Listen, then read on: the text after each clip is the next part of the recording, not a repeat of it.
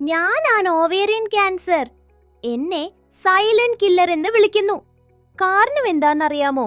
ഞാൻ വരുന്നത് നിങ്ങൾ അറിയാറില്ല. എന്റെ ലക്ഷണങ്ങൾ അറിഞ്ഞാൽ തന്നെ എന്നെ ഒഴിവാക്കാൻ എളുപ്പമാണ്.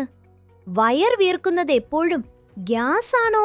അല്ല, അടിവയറ്റിൽ ദ്രാവകം കെട്ടിക്കിടക്കുന്നത് കൊണ്ടുമാകാം. കുറച്ച് കഴിച്ചാലേ വയർ നിറഞ്ഞതുപോലെ തോന്നുന്നുണ്ടോ? ഇൻഫെക്ഷൻ അല്ലാതെ ഇടയ്ക്കിടെ മൂത്രമൊഴിക്കാൻ തോന്നുന്നുണ്ടോ? ആഴ്ചകളായി അടിവയറ്റിൽ വേദനയുണ്ടോ? ഈ ലക്ഷണങ്ങൾ 2-3 ആഴ്ചയിൽ കൂടുതൽ നിൽക്കുകയാണെങ്കിൽ തനിയെ ചികിത്സിക്കരുത്. ഒരു ഗൈനക്കോളജിസ്റ്റിനെ കാണുക. അത്രയുള്ളൂ. ഇല്ലെങ്കിൽ ഞാൻ അങ്ങ് വരും. കുടുംബത്തിൽ ആർക്കെങ്കിലും ഓവേറിയൻ, ബ്രസ്റ്റ് അല്ലെങ്കിൽ കോളൻ ക്യാൻസർ ഉണ്ടായിട്ടുണ്ടെങ്കിൽ നിങ്ങൾ ഒന്നുകൂടി സൂക്ഷിക്കണം. ആദ്യ സ്റ്റേജിൽ കണ്ടുപിടിച്ചാൽ 90% ചികിത്സിക്കാം. നിങ്ങളുടെ ശരീരം പറയുന്നത് കേൾക്കൂ.